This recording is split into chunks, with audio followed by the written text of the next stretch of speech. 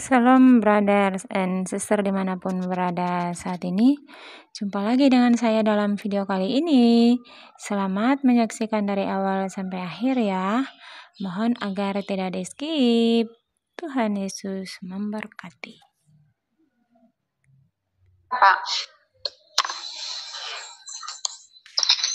Terima kasih. Salam untuk semua. Ini tanggal 20 ya, hari Kamis kemarin. Saya bermimpi dan tiba-tiba saya dibawa di suatu tempat. Tapi tempat itu bukan di bumi ini tapi di udara ya. Dan di atas udara itu aku duduk. Tapi aku menengok tidak ada bangku dan tidak ada kursi, tapi aku bisa duduk. Dan di situ sangat gelap gulita sekali, tidak ada cahaya sedikit pun. Dan di depan aku melihat ada banyak benda-benda berputar-putar dan bercahaya berkilau-kilauan, tapi besarnya berbeda-beda, bentuknya pula berbeda-beda. Dan di situ seperti di udara itu sepertinya ada gempa dahsyat, tapi tidak sampai mengena sampai ke saya, seperti sudah dibentengi ya, sekitar 1 meter keliling itu, tapi gempa dahsyat itu tidak mengena saya. Disertai dengan sambaran petir yang menyambar dan nyala api itu sekeliling saya itu berapi. Dan setiap kali sambaran petir itu mau mengena saya, dan 1 meter lagi sebelum kena di kepala saya itu udah pecah dari atas itu sampai berapinya menyebar ke sekeliling aku. Dan tiba-tiba aku mendengar suara dari atas, dari depan aku, katanya perhatikan semua benda-benda yang ada di bawah itu dan amati satu persatu. Dan satu persatu aku amati benda-benda itu, tapi benda itu tidak ada yang memegang, tidak ada pula tali yang diikat di gagangnya itu untuk supaya dia itu gantung, tapi gantung sendiri di udara itu.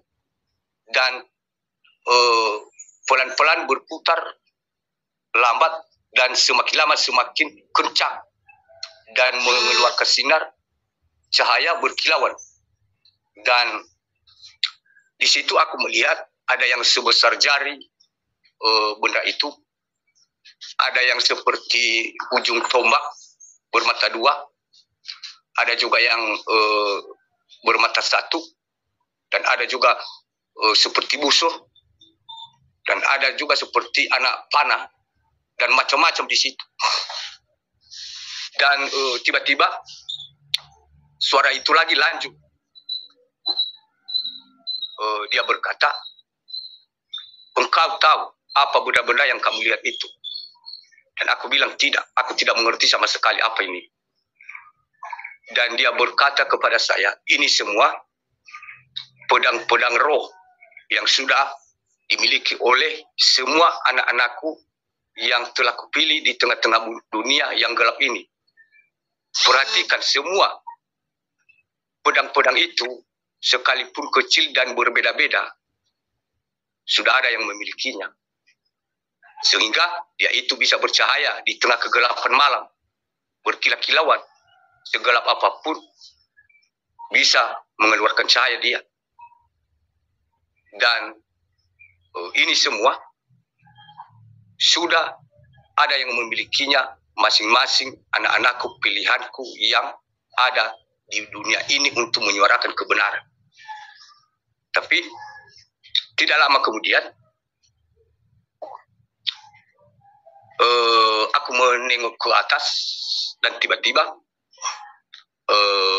muncul satu pedang, tapi aku melihat tidak ada tali, tidak ada tangan, tapi tiba-tiba bergerak sendiri, tapi pas di depan saya, dan pedang itu, ujung pedang itu sampai di pakuan saya, dan besarnya melewati kepala saya.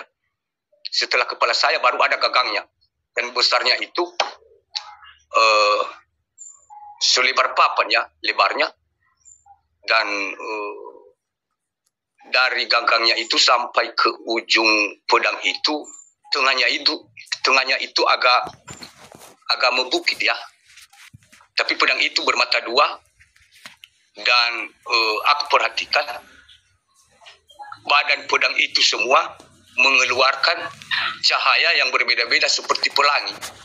Tapi pelangi itu melingkar-lingkar di badan pedang itu. Misalkan melingkar warna merah jambu, tapi dia juga mengeluarkan warna merah jambu, tapi tebus sebelah. Seakan cahaya itu sudah tertanam dalam badan pedang itu. Ada biru langit, yang macam-macam, sehingga warnanya itu seperti warna pelangi. Tapi setiap warna dia mengeluarkan cahaya yang berbeda-beda. Dan setelah mengeluarkan cahaya itu, dan aku menatap terus, dan dia mulai berputar, pelan-pelan berputar, dia pelan-pelan berputar. Dan dari putarannya itu memancarkan semua cahaya di tengah-tengah kegelapan itu, sehingga kayak terang kegelapan malam itu. Dan pada kecepatan putarannya itu bisa menarik angin ya, sehingga bisa dia memunculkan suatu angin yang sepoi-sepoi, sehingga aku itu merasa damai, sukacita. Dan di balik itu aku berpikir, kenapa pedang ini bisa memberi kita bahagia, seakan-akan aku mau tidak sadarkan diri menikmati angin yang sepoi-sepoi itu yang dimunculkan oleh putaran pedang tersebut. Dan tidak lama kemudian suara itu datang lagi. Dia berkata, anakku, semua pedang-pedang yang kamu lihat ini tadi, dan sudah ada yang memilikinya, anak-anak pilihanku. Dan beritahu sama mereka untuk menggunakan pedang-pedang, senjata-senjata yang aku berikan ini kepada masing-masing setiap anak-anakku, sekalipun kecil dan berbeda-beda, harus mereka mempergunakannya dengan baik, mempergunakan dengan sungguh-sungguh, demi memuliakan namaku. Dan kalau memakai pedang ini, jangan pernah memakai dengan mencampur adukan perasaan manusia duniawi. Jika demikian, dengan seketika aku akan musnahkan seperti begini. Nah, pedang yang ada di depan saya tadi, aku melihat seakan-akan jalan sendiri, tapi aku lihat tangannya tidak ada kan, karena dia bilang seperti ini. Kupikir ya aku bisa melihat tangannya kalau dia ambil pedang ini, tapi enggak kelihatan tangannya. Tapi seperti pedang yang besar itu jalan sendiri. Dan dia suruh aku lihat, dan aku melihat ke atas, dan pedang itu dia ayunkan dari kanan ke kiri, dan semua pedang-pedang yang di bawah tadi hancur seketika dan langsung jatuh, dan tidak ada lagi kilau, langsung gelap lagi. Dan katanya, ini yang aku pesankan. Setiap anak-anakku yang sudah memiliki pedang-pedang ini sekalipun berbeda-beda, dan harus mereka jaga baik-baik.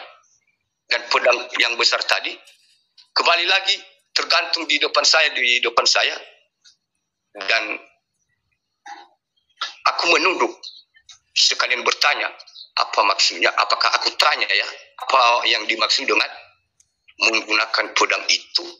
Katanya tidak boleh dicampur adukan dengan perasaan manusia duniawi. Maksudnya apa ya? Apakah aku harus tanya ini atau bagaimana? Tapi aku tidak mengerti kalau aku tidak mau tanya. Nah, pada saat aku berkata begitu dalam hati, sepertinya dia baca. Dan dia berkata, artinya mencampur adukan dengan perasaan manusia duniawi, yaitu yang sudah memiliki pedang-pedang roh ini, jangan lagi berbalik berbuat dosa. Selalu rendah hati. Dan jangan menganggap diri tidak pantas. Jangan berkata, itu sepertinya bukan kerja aku itu. Kamu yang bisa. Aku tidak pantas, kamu yang pantas. Aku orang miskin, kamu orang kaya. Aku orang tidak terkenal, kamu orang terkenal.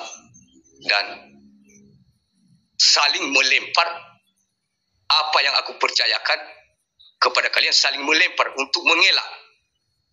Jadi itu yang aku tidak suka. Jika itu terjadi, dengan satu kali air aku akan hancurkan seketika. Tapi seperti begitulah kejadian itu. Dan aku tidak mengerti sekali apa yang lebih jelas artinya. Jadi kita bersama anak-anak Tuhan, mungkin ada yang diurapinya untuk menjelaskan lebih dalam, karena ini bukan hanya menyangkut kepada kita pasukan 77 kurasakan. Ini kan di belahan dunia, di luar sana banyak anak-anak Tuhan. Jadi untuk mempergunakan pedang itu, jangan berbalik kepada dosa. Selalu rendah hati. Dan jangan saling mengelak bahwa aku tidak pantas, aku bodoh dan dia pintar berbicara. Nah, tidak boleh memakai itu. Karena Tuhan yang lebih tahu. Tapi perasaan manusia ya memang seperti begitu. Membanding-bandingkan itu. Tapi Tuhan sudah lebih tahu bahwa kita bisa. Nah, seperti begitu saudara. Dan terima kasih kesempatan yang sudah diberikan kepada saya. Haleluya. Terima kasih bro and sis yang sudah menonton. Sampai jumpa lagi pada video-video berikut ya. Tuhan Yesus memberkati.